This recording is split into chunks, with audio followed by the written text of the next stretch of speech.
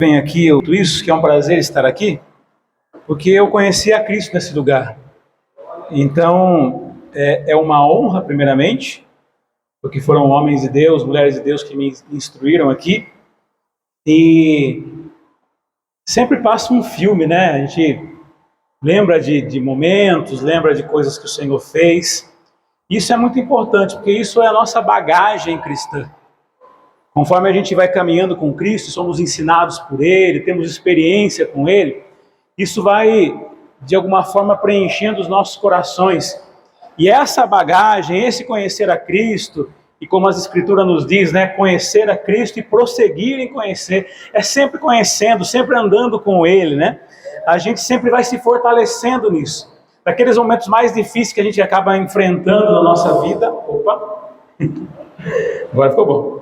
Naqueles momentos difíceis, né, que às vezes a gente encontra, é esses momentos, né, que a gente aprendeu na nossa trajetória, na nossa jornada, que vai nos fortalecendo, né, aquilo que Jesus nos ensinou, experiências que tivemos com Ele, né, e tudo aquilo que Ele já fez, tudo aquilo que Ele realizou em nossa vida, tudo isso a gente usa como bagagem, a gente usa nos momentos difíceis, também nos momentos bons, quando lembramos de Cristo. Sempre esses momentos são preciosos nas nossas vidas, né? E estar aqui lembrar de momentos como esse, lembrar de tantas coisas fantásticas que nós vivemos aqui, tanta presença de Deus, né? Isso é maravilhoso, irmãos, e é o que é de mais precioso, mais importante, a presença de Deus, é isso, né? Se nós perdemos todas as coisas, mas tivermos a presença de Deus, tivermos com Ele, tudo vai dar certo. Meu pai sempre me dizia: Fabrício, não se afasta de Deus, né? Continua com Deus. E é a maior verdade. Estar em Cristo é um privilégio e é o melhor lugar que podemos estar. Irmãos, eu vou ler um verso aqui curtinho hoje, e eu quero trazer ao seu coração aquilo que Deus colocou em meu coração. Jeremias 29, o capítulo 29, do verso 11 ao 13. Jeremias 29, do 11 ao 13.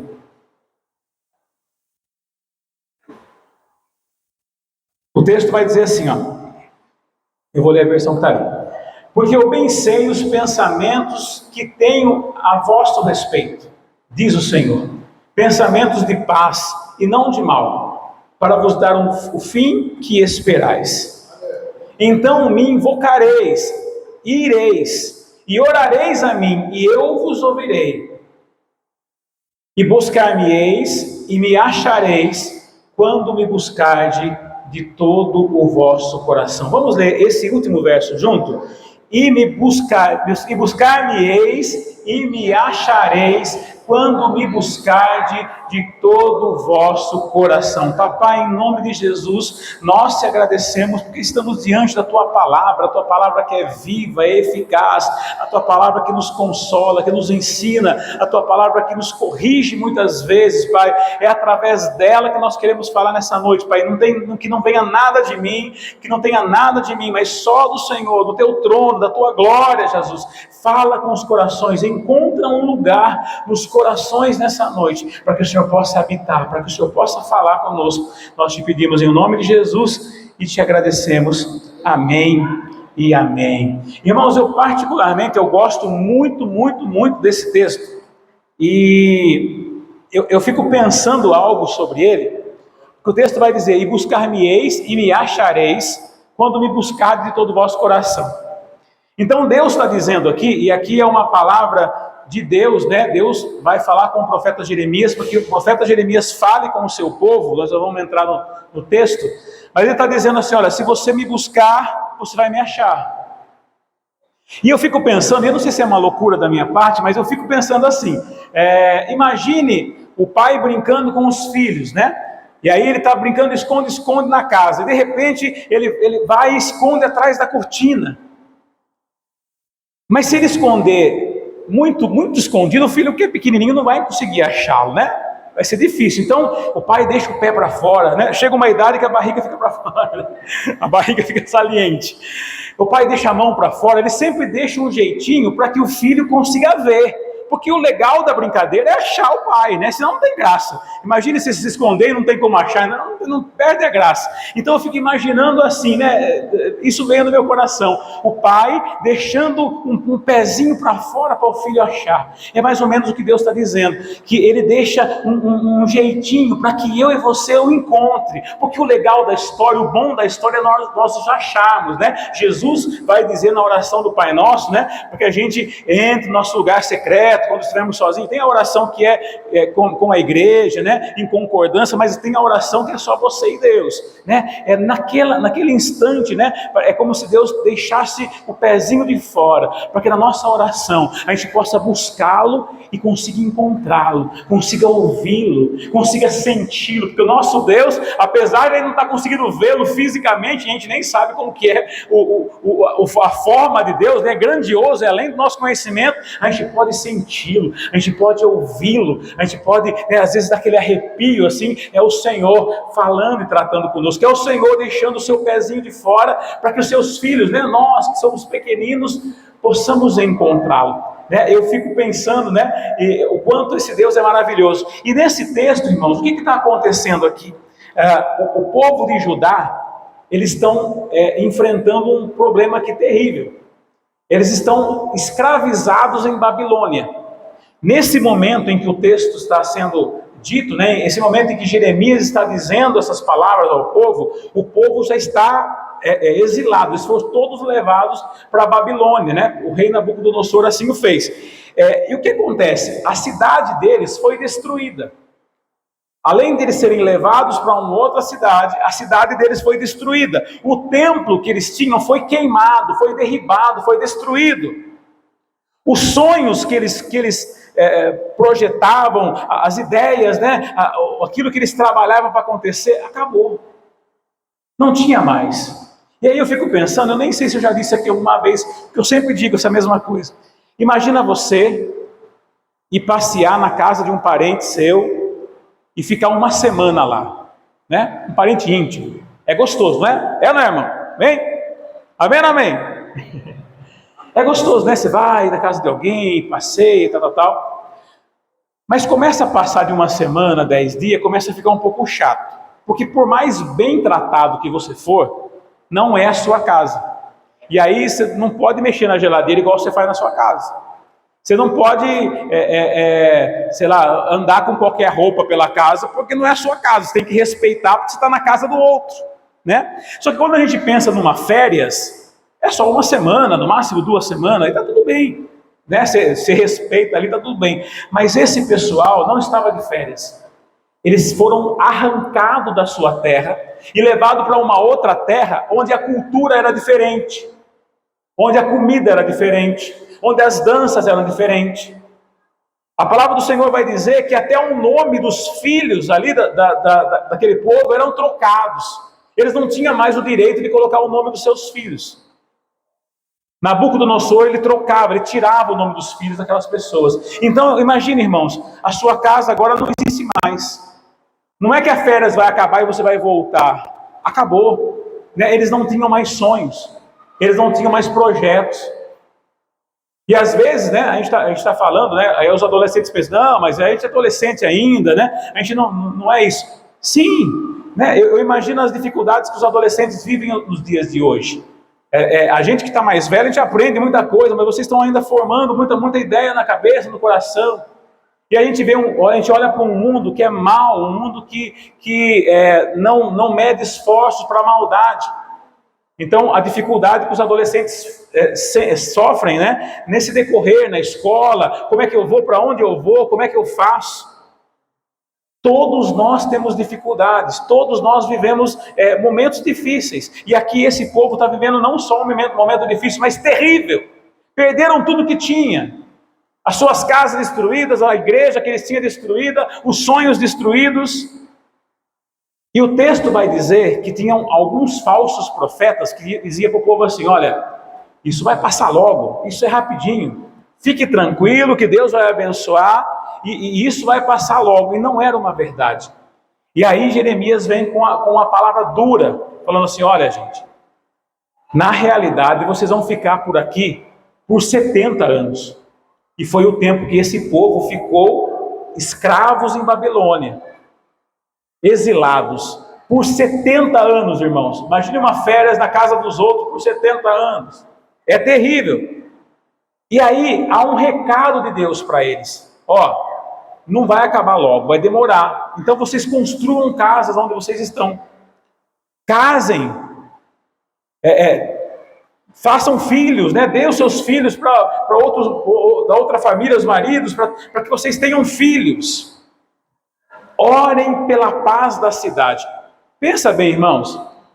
Você ser tirado da sua casa, ter sua casa destruída, ter seus sonhos destruídos e é levado para um outro lugar. Agora, esse lugar que você está como escravo, que não deixa colocar nenhum nome nos seus filhos, Deus está dizendo para eles que é para ele orar por aquele lugar. É para você orar para aquele lugar que destruiu os seus sonhos. Parece que não faz muito sentido, né? Parece que é esquisito para todos nós. E aí, o que acontece é que Deus manda um recado para esses homens, para esses exilados, os servos dele, mas agora escravos, né? E o motivo deles estarem passando por isso foi por desobediência deles, porque eles pecaram. Jeremias 29 não é uma palavra, irmãos, para quem está passando o melhor momento da vida. Jeremias não é uma palavra para quem está tudo bem, está tudo certo, e está com a conta bancária boa, e aí não tem problema nenhum, está tudo legal, está tudo feliz. Na realidade, esta palavra é para quem está vivendo momentos frustrantes, feridas, deslocado, confuso, com saudades de casa. O povo estava com saudade da casa deles. E por mais que seja simples a nossa casa, né? É gostoso estar lá, não é? Na sua casa, o cheiro da sua cama. É mais ou menos isso que está acontecendo no texto. E aí, irmãos, o que acontece aqui? Vem a palavra de Jeremias para esse povo. E o texto vai dizer assim, como nós lemos, né? Só vou dizer aqui texto a texto. Porque eu bem sei os pensamentos que tem a vosso respeito. E aí o que Deus está dizendo para eles? Olha, eu não perdi o controle da sua vida. Eu bem sei. Eu sei o que eu estou fazendo. E fale a verdade, irmãos, não tem momento que a gente fica desesperado e acha que Deus não está fazendo nada para a gente, que Deus esqueceu da gente, que Deus não está ouvindo a nossa oração. Tem dias que a gente ora, parece que nada acontece, que a gente parece que não flui. Deus está dizendo que Ele continua controlando a sua vida e a minha vida. Deus continua dizendo que por mais que pareça difícil aos nossos olhos, Ele sabe o que está fazendo. Ele continua no controle, está na direção, Ele sabe para onde ir, Ele sabe o que vai acontecer, da maneira que Ele vai nos ensinar naquilo que nós estamos vivendo hoje. E aí Ele vai dizer assim, ó, eu bem sei, ou seja, eu estou no controle. Fique de boa. E ele vai continuar dizendo, os pensamentos que tem a vosso respeito. O que é pensamento, irmãos? Pensamento é quando você tem uma intenção. É quando você projeta. Deus está dizendo assim, olha, eu estou no controle. E eu tenho um projeto para você. Você pode não estar entendendo nada hoje. Você pode não compreender nada agora. Mas eu sei o que eu vou fazer no futuro. Eu sei porque que eu estou preparando, eu sei porque esse momento eu permiti acontecer, para que no futuro você esteja fortalecido pela minha palavra, fortalecido pela minha presença, e você possa suportar grandes coisas que eu farei. O Senhor tem um plano, Ele está no controle, e Ele tem um projeto, Ele tem um plano. E aí Ele vai dizer algo que é fantástico, porque às vezes eu e você também temos planos. A gente pensa, não, eu vou fazer o seguinte, a hora que acabar o culto, eu vou sair por essa porta, vou pegar aqui e subir para vir para minha casa. Mas às vezes chove, e se chover, sujou, porque ele vai molhar. E aí como é que eu faço? Eu tenho que pular outro plano, vou pedir uma carona para o pastor Almir, para o pastor Heber, porque mudou meus planos. Os planos de Deus não mudam, não se frustram. Ele sabe se for chover, ele sabia que ia chover, então ele já projeta o plano dele baseado no que ele sabe que vai acontecer. E o mais incrível disso tudo é que ele está dizendo assim, olha, eu estou no controle, eu tenho um plano, o meu plano é de paz. Não é um plano ruim. Ele não tem plano ruim para os teus filhos, irmãos. Jesus, o Deus Todo-Poderoso, aquele que coloca as águas do oceano nas palmas das suas mãos, Ele tem um plano para os seus filhos, ou seja, para você e para mim. Olha que privilégio, irmãos. Às vezes eu olho para mim mesmo e falo assim, como eu sou ruim, gente, é o coração ruim que eu tenho, eu sou muito mal. Mas Deus gosta de mim do mesmo jeito. Deus nos ama e enviou o seu Filho para morrer por amor, por nós. É isso que ele está dizendo. Apesar daquele povo estar fora da sua casa, talvez com os seus sonhos agora perdidos, né? Porque não é assim que acontece. Quando as coisas dão errado, a gente fica meio balançado, a gente perde o sonho e agora talvez não vai dar mais certo. Como é que eu vou fazer? E a gente fica perdido. Não. Deus está dizendo assim, ó, fiquem tranquilos, eu estou no controle. Eu tenho um plano, eu sei o que eu estou fazendo, meu plano é bom. E aí ele vai dizer assim, ó, o plano é de paz e não de mal. O sofrimento desse povo, porque é um sofrimento, irmãos. Você está em outro lugar, como escravo, exilado, não é gostoso. Às vezes a gente passa por alguma dificuldade na família, ou financeira, ou de enfermidade física. Não é gostoso, é ruim.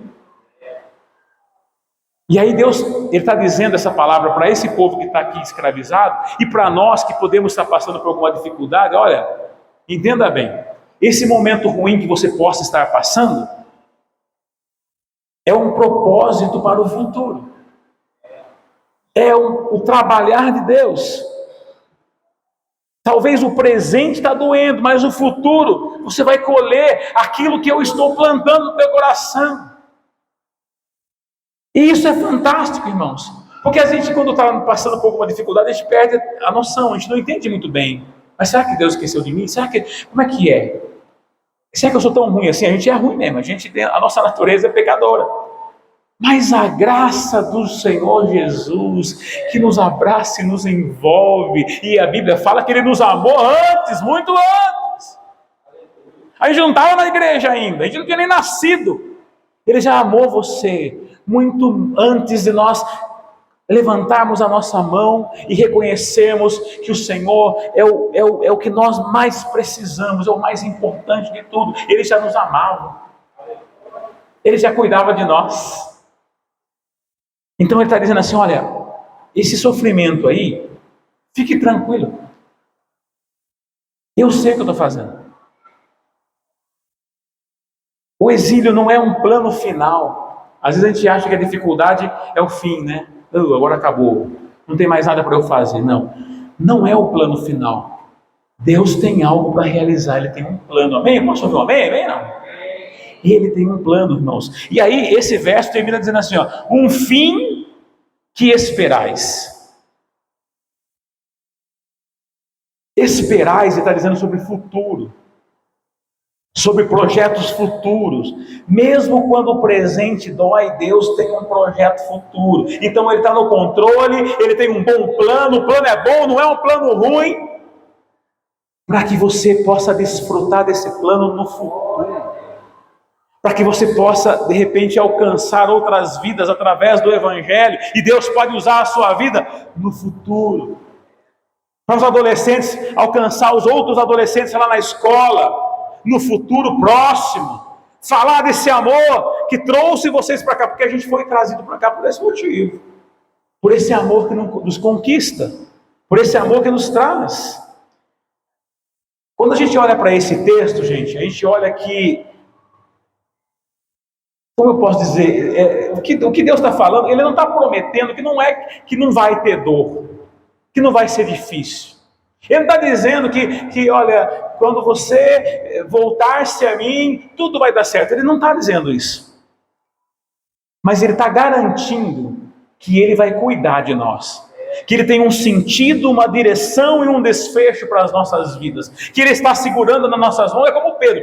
Pedro eu acho fantástico, irmãos, quando ele está lá no barquinho, e aí ele sai do barquinho, porque Jesus vem andando sobre as águas, está lá no barquinho com os outros discípulos, e a tempestade vem, e aí ele fica com medo, e vai agora o barco vai a pique, Jesus não veio junto com eles. A primeira vez que isso aconteceu, Jesus estava no barco. Na segunda vez, Jesus não estava. E Jesus vem andando sobre as águas. E Pedro falou, mas é o Senhor mesmo? Se for o Senhor, então manda eu ir com você. E aí, ele fala, então vem Pedro. E ele sai andando sobre as águas. Mas chega uma hora que ele olha mais para a tempestade, para as ondas, do que para Jesus, e aí ele afunda. E Jesus, a Bíblia não fala isso, tá, irmãos? É eu que estou imaginando, né? A Bíblia fala que Jesus fala assim, ô homem de pequena fé, né? E dá a mão para Pedro e levanta. Mas eu fico imaginando Jesus com um sorrisinho do lado assim, rapaz, né? Se Jesus fosse do norte, fala, mas rapaz, que coisa, oxe, né? Levanta daí, rapaz. E aí eu fico imaginando, né? Pedro, não sei, porque a Bíblia não fala quantos passos ele deu. Ele deu uns passos lá. Ele andou. A Bíblia fala que ele andou em cima das águas e deu uma hora que afundou. Eu não sei. E aí eu fico imaginando depois que acabou a história, todo mundo foi lá para a lanchonete comer um x-salada, e aí estava a conversa, né? E aí, rapaz do céu, estava lá uma tempestade que vinha, e aí achamos que nós ia morrer de repente. Sabe quem vinha lá? Jesus estava andando sobre as águas. Não, como assim? Ele estava andando sobre as águas. A gente viu. E aí Pedro falou assim, olha, não só estava andando sobre as águas, como eu andei com ele sobre as águas. Pode ser que eu dei só 2 passos, 3 passos, mas eu andei. Jesus, Deus Todo-Poderoso, às vezes permite a tempestade, a gente fica desesperado muitas vezes. Mas podemos experimentar andar com Ele sobre as águas. Isso quer dizer o quê? Viver coisas sobrenaturais com esse Deus. Viver coisas além do normal, do natural. É você sentir esse Deus, é você saber que Ele está realizando algo na sua vida que vai além da compreensão humana. Às vezes você ora, está tudo esquisito, está tudo errado, mas amém, eu estou de pé. Por que eu estou de pé? Porque eu tenho um Deus que me sustenta. É sobre isso, né? Então assim, o fim, irmãos,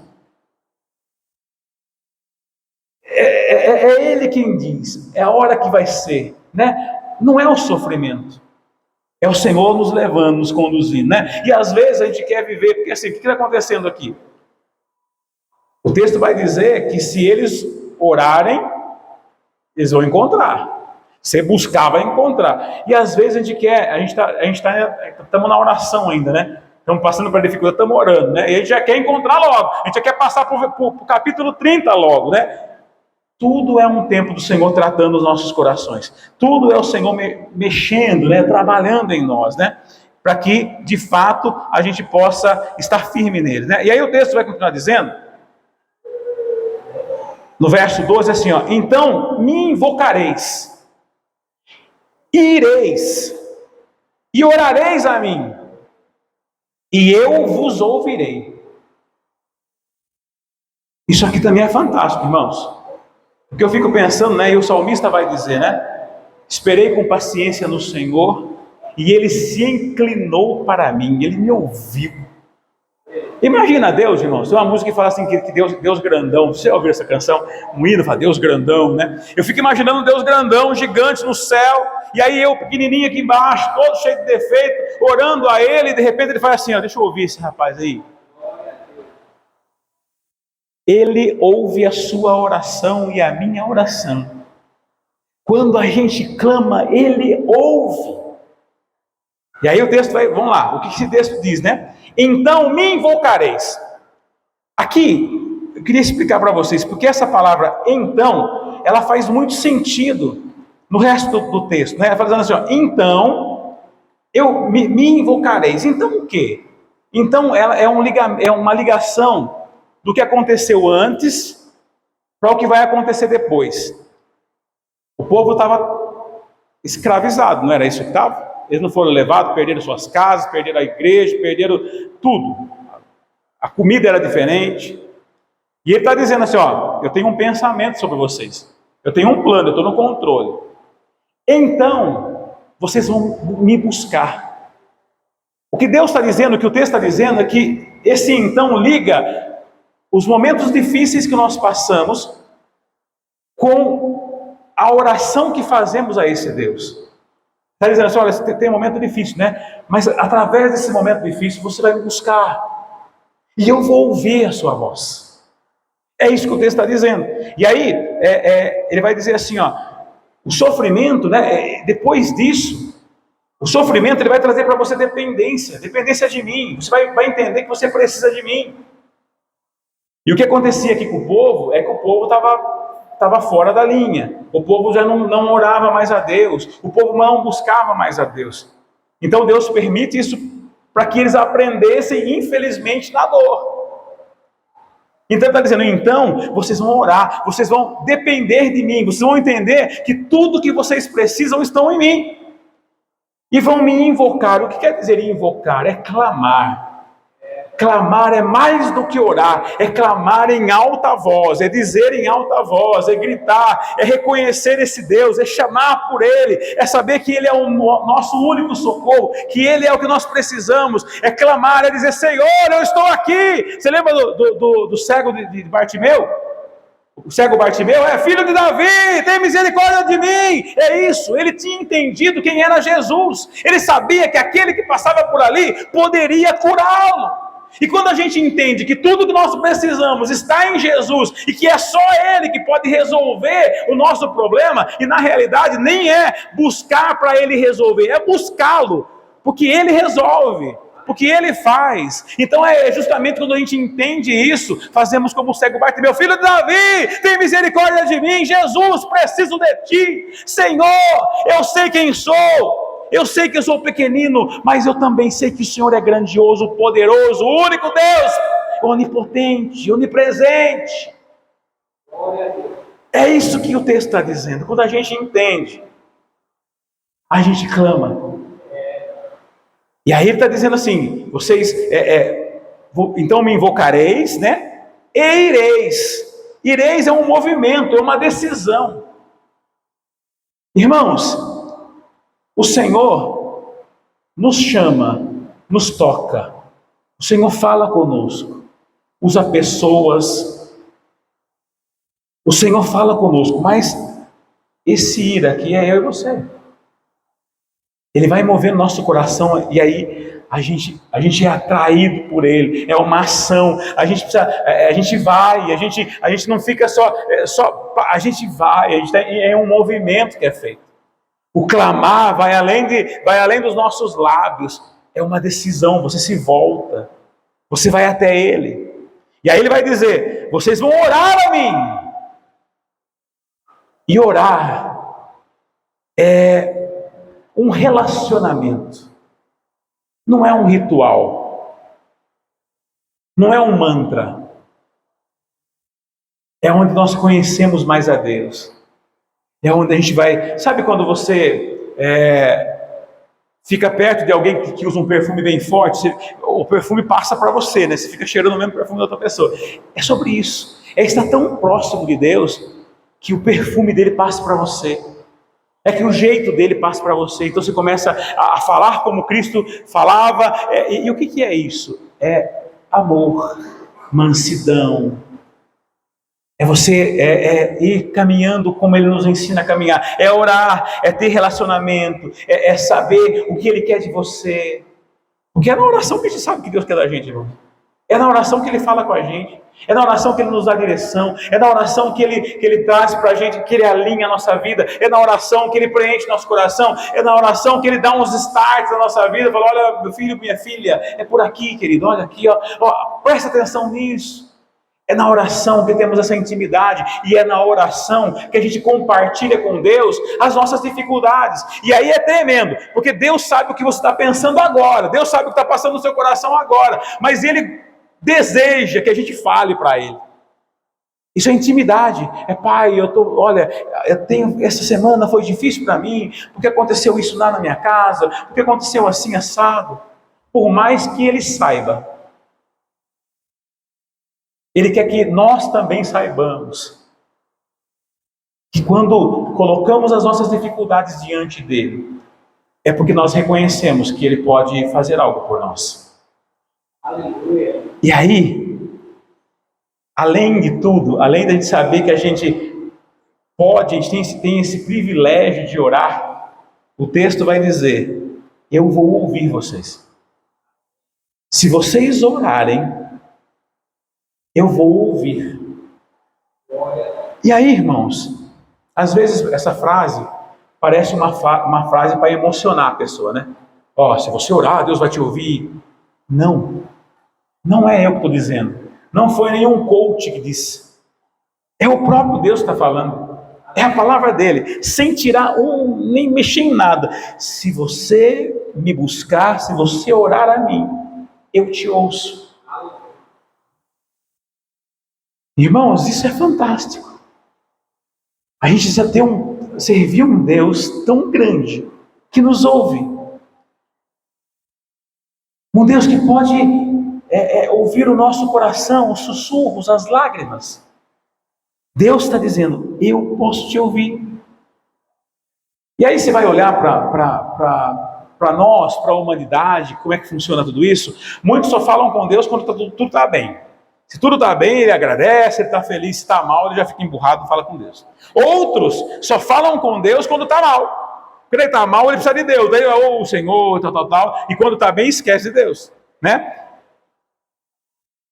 As circunstâncias da nossa vida, ela mexe com a nossa fé. E ela vai mostrar se essa fé é circunstância, tipo assim, ó, se eu estou bem, eu oro. Se eu não estou bem, eu não oro. Ou se é um relacionamento. Quando a gente entende quem é esse Deus, quando a gente entende que Ele é poderoso, quando a gente entende que fomos atraídos por Ele, pelo amor dEle, pode estar bom, pode estar ruim, pode estar chovendo, pode estar sol, a gente vai falar com Ele. Quando tudo der ruim, fala, Senhor, deu ruim. Não está bom não. Você, Senhor, me ajuda aqui. Quando tudo está bom, obrigado, Senhor, graças a Deus, o Senhor me ajudou de novo. E eu sei que o Senhor vai me ajudar. Está ruim, Senhor, está meio ruim, mas eu sei que o Senhor já me ajudou, o Senhor vai me ajudar de novo. E se o Senhor não me ajudar também, eu confio em Ti, eu sei que o Senhor está fazendo alguma coisa. O Senhor está no controle. Isso é relacionamento. É estar com Deus, independente da situação que seja, irmãos. E vamos ser sinceros agora. Às vezes a coisa está tão ruim que a gente fica abalado. Abala, irmão, somos seres humanos. A gente dá aquela balançada, a gente não quer orar direito, tem que ler a Bíblia mesmo, dá sono, né? Precisamos entender, irmãos, que quanto mais buscamos, mais somos transformados por Ele, mais somos edificados, mais Ele fala com a gente, mais Ele traz paz. Porque a gente pode ter de tudo, irmãos. A gente pode ter a melhor família, a gente pode ter o carro do ano, a melhor casa, a gente pode ter tudo de bom. Se não houver a paz de Cristo em nossos corações, nada faz sentido. Nada está bom. Você vai ficar assim, mas que eu tenho tudo aqui, está tudo certo, mas alguma coisa não está legal. Então vamos buscar mais Ele, para que fique bem legal. E aí o verso 13 vai dizer assim, ó. E esse que eu mais sou apaixonado. E buscar-me-eis e me achareis, quando me buscardes com todo o vosso coração. Aqui, ele vai dividir em partes. Buscar-me-eis. Busca. Busca é uma atitude contínua.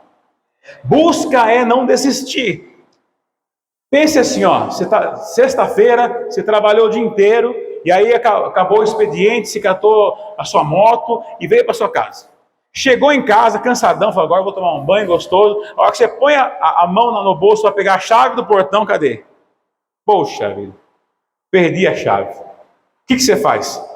Volta buscando ela. Você volta devagarzinho, olhando no cantinho das calçadas, onde que o rapaz, onde que eu perdi a chave? Porque é importante para você aquilo. Sem aquilo você não entra em casa. Buscar, é lógico que para Deus é muito mais amplo isso aqui, mas buscar é uma atitude contínua. Cadê esse Deus? Peraí, eu preciso dele. Cadê ele? Eu vou ler a palavra, eu vou conhecê-lo, eu preciso mais dele. Eu vou ouvir umas canções de louvor, eu vou orar para ele, com ele, eu vou me apaixonar cada dia mais, eu vou me entrelaçar o meu coração com ele. Essa é a busca, é uma atitude contínua. E aí ele fala assim, ó, buscar-me-eis e me achareis. Achar é uma promessa certeira. Se você me buscar, você vai me achar. Promessa, irmãos.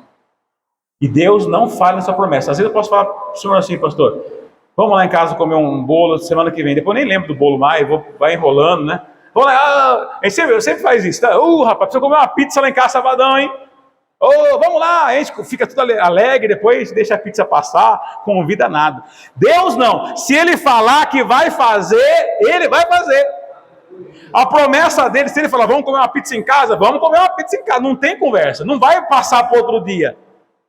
Se você buscar, você vai achar. É promessa. Se fosse minha promessa, eu poderia dizer, duvida, mas de Deus não, né? E qual que é a condição para isso? É que isso aconteça de todo o coração. Todo o vosso coração. E esse texto, irmão, às vezes confunde a gente. Porque a gente pensa assim, ó, beleza, pastor, eu estou entendendo o que você está dizendo aí. Mas eu não posso colocar todo o meu coração, porque eu preciso colocar um pouco de coração lá no meu namorado, que é minha namorada. Eu preciso colocar um pouco de coração no meu trabalho, um pouco de coração com os meus filhos. E aí eu vou dividir meu coração, porque eu preciso um pouco de coração para cada lado. Eu não estou dizendo que se namorar é pecado, lógico que não, desde que seja um namoro santo, viu? Não estou dizendo que trabalhar, que você sonhar é pecado, nada disso. Trabalhe, estude muito. Estude mesmo, conquiste, compre um carrão bem bonito. Faça tudo isso. Mas não deixe que o seu coração esteja nisso. Seu coração tem que estar em Deus. Seu coração tem que entender que se você conquistou um bom trabalho, foi Deus que te deu sabedoria para isso. É isso que ele está dizendo. Não é que a gente não pode ter nada, que a gente tem que viver... não, você vai ajoelhar aqui na frente do altar e você vai ficar só aqui agora. Você não pode fazer nada, não é isso. É você fazer todas as coisas lícitas. E todas as coisas você agradecer a Deus por isso. Pelo fôlego de vida, pela força, pela sabedoria, a graça de estar, a graça de fazer. E a questão, irmãos, que essa busca não é buscar por uma solução, é buscar por Deus. Não é buscar por um livramento, é buscar por um relacionamento, é buscar por entender que Ele é o princípio de todas as coisas em nossas vidas. Deus não se esconde de quem o busca por inteiro. Deus não se esconde de quem tem o desejo de encontrá-lo. Deus não se afasta dos seus filhos que desejam saber quem Ele é, ter uma experiência com Ele. Deus não quer parte do nosso coração. Deus quer um coração como um todo. Muitas pessoas querem só a mão de Deus, mas não querem o coração dele. Muitos querem, como diz o ditado, né? Querem a bênção de Deus, mas não querem o Deus da bênção. O exílio, irmãos, a dificuldade, ela não é o ponto final da nossa vida, mas é aquilo que nos forja para uma fé verdadeira. Muitas vezes a gente não compreende aquilo que nós estamos vivendo hoje. Mas Deus está nos dizendo que Ele sabe o que está fazendo, Ele está no controle. E sempre que você o buscar, Ele vai te ouvir. Sempre que você não saber o que fazer, Ele te dá a direção. E dentro disso, irmãos, eu gostaria de encerrar com uma canção, e eu queria que você fizesse dessa canção uma oração, por alguns minutos apenas, mas que você orasse agora, porque eu não sei o que está passando no coração de cada um, que cada um precisa de Deus. Eu sei uma coisa, que é Ele que está dizendo: se você me buscar, você vai me encontrar. E Ele não está dizendo que tem que ser às 3 da manhã, que tem que ser meia-noite, que tem que ser apenas no seu quarto, que tem que ser no monte. Ele está dizendo que pode ser qualquer momento. E pode ser agora também. Então eu gostaria de desafiar você a orar uma oração sincera, simples, mas que você falasse com Deus de todo o seu coração.